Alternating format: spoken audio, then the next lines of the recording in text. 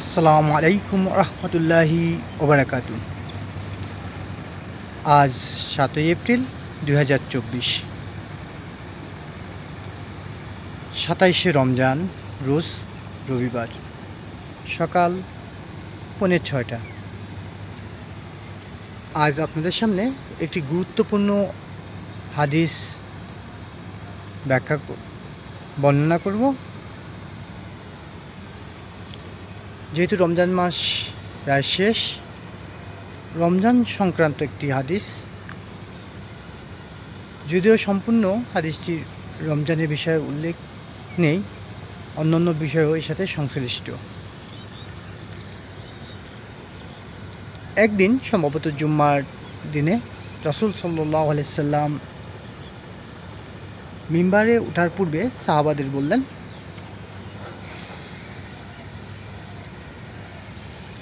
তোমরা সবাই মিম্বারের কাছে জড়ো হয়ে বসো।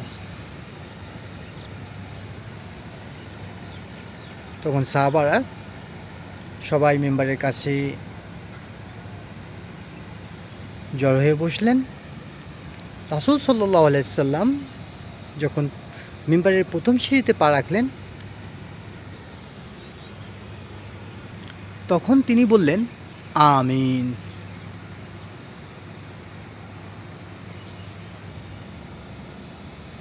এরপর তিনি যখন দ্বিতীয় সিঁড়িতে পা রাখলেন, তখনও বললেন, আমিন। এরপর তৃতীয় সিঁড়িতে যখন পা রাখলেন, তখনও তিনি বললেন, আমিন। সাহাবারা তো হতবাক। রাসূল সাল্লাল্লাহু আলাইহি সাল্লাম যখন খুতবা শেষে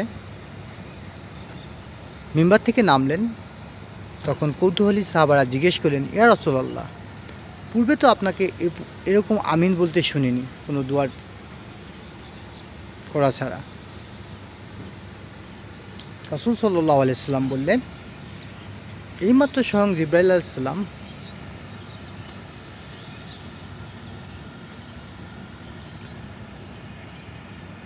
আমার নিকট এসে বলল, যে ব্যক্তি পবিত্র রমজান পেল অথচ নিজের জীবনের গুনাহ মাফ করে নিতে পারল না, তার জন্য ধ্বংস, অর্থাৎ সে ধ্বংস হোক।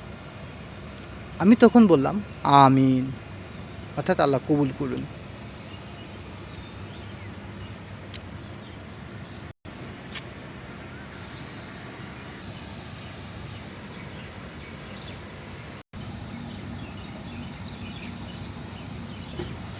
দ্বিতীয় সিঁড়িতে ওঠার পরে হযরত জিবরাইল আলাইহিস সালাম যে প্রার্থনা আল্লাহর কাছে করেছিলেন এবং রাসূল সাল্লাম আমিন বলেছিলেন, এটা আপনাদের জন্য রইল ধাঁধা। এর উত্তরটা আপনারা কমেন্ট বক্সে জানিয়ে দিবেন যদি আপনাদের জানা থাকে। এবার রাসূল সাল্লাম যখন রাসূল বললেন যে আমি যখন তৃতীয় সিঁড়িতে পা রাখলাম, তখন জিবরাইল আলাইহিস সালাম বললেন,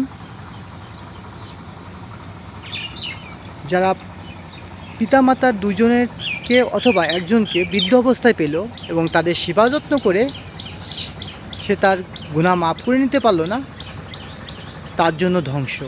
আমি বললাম, আমিন।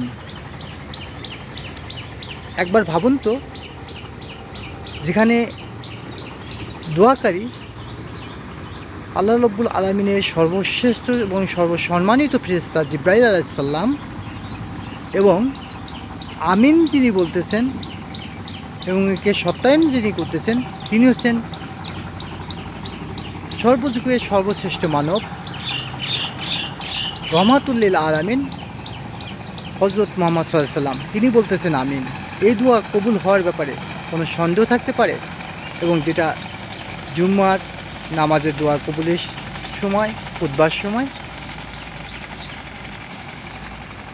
মহান আল্লাহ রাব্বুল আলামিন আমাদের সকলকে পবিত্র রমজানের হক আদায় করে রোজা রাখার এবং গুনাহ মাফ করার তৌফিক দান করুন, আমিন। যারা ভিডিওটি DB days Bangla YouTube channel হতে দেখতেছেন, তা যদি চ্যানেলটি সাবস্ক্রাইব না করে থাকেন তাহলে অবশ্যই চ্যানেলটি সাবস্ক্রাইব করে পাশে থাকা বেল আইকনটি অন করে রাখবেন।